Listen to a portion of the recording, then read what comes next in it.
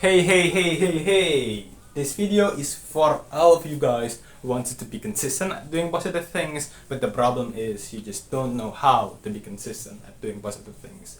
This is December 14th, 2024, and this is going to be the 159 of consistently helping people build consistency. Hi, my name is Laksana.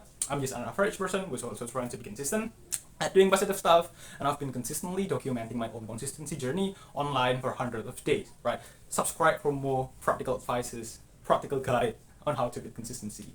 But firstly, I want to say thank you. Thank you for actually caring about your life, because if you actually want to change your life to the better through implementing some positive things in your life every single day, I actually really do appreciate that. Okay, so in this video I'm going to be explaining how we can actually be consistent at doing the things that we want to be consistent at. I'm talking about exercising, studying, practicing our art maybe right? And at the same time, how could we actually consistently limit the thing that we, like the thing that actually kind of fun, but we know that if we do that kind of things way too much, it's going to be problematic in our life. I'm talking about video games, social media, doom scrolling and stuff, right? I mean, like, there's no problem with video games, but it's going to be a problem if we spend so much time, way too much time, that it drains our energy and our time, that we cannot do all the positive, all the other things that we wanting to be doing in our life, right? I mean, like, video games, those things could be relaxing, right? But in a good dose, and in a good daily dose, right? So here's the thing. The thing that I'm going to be proposing here is to reach this goal, of consistently doing the thing that we wanted to be consistent at, and consistently limit the thing that we feel kind of fun, but we don't want to play and do those kind of things way too much. The thing that I'm proposing to reach this goal is that I'm proposing to have a work-based quota entertainment. I don't know, I don't have a proper name for this thing. I'm sorry, right? And actually, it's not really my idea, okay? But it basically goes like this. Every single 4 minutes that we spend on being productive, on exercising, studying, practicing our art, right?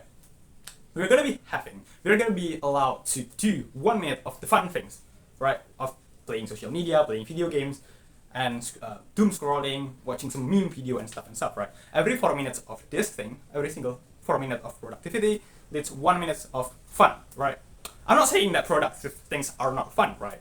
But I'm just gonna make the naming part pretty simple, right? So it means like 60 minutes, 1 hour of being productive equals us being able to play 50 minutes of video games, or maybe like 50 minutes of scrolling some social media, right?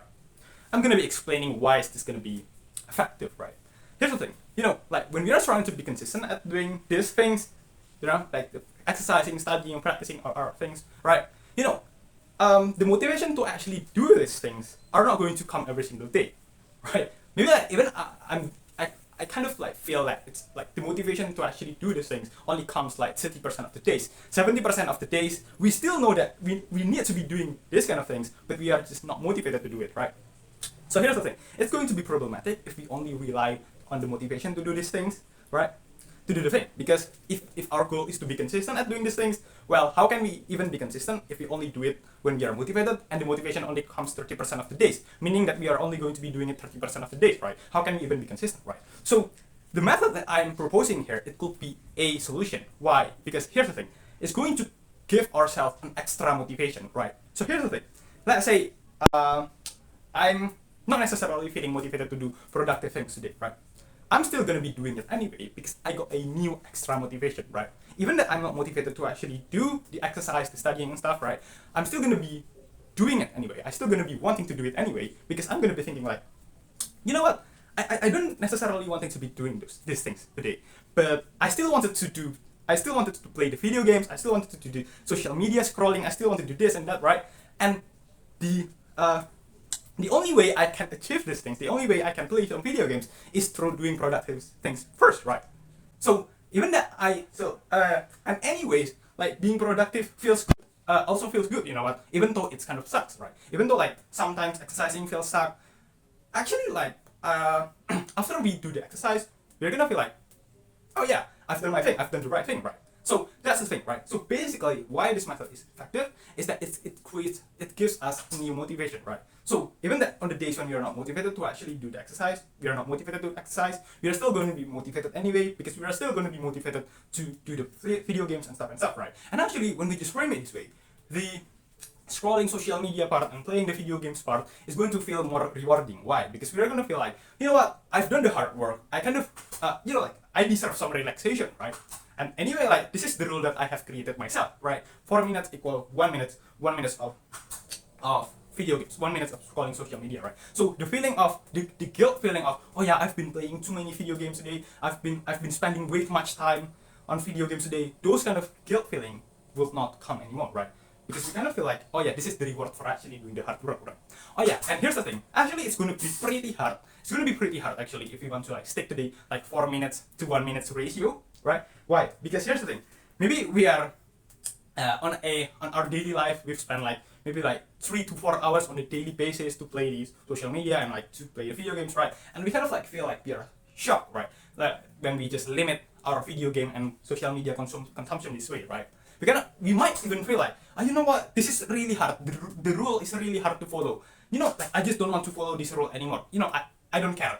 I'm just going to play video games on the, as much as I wanted, right?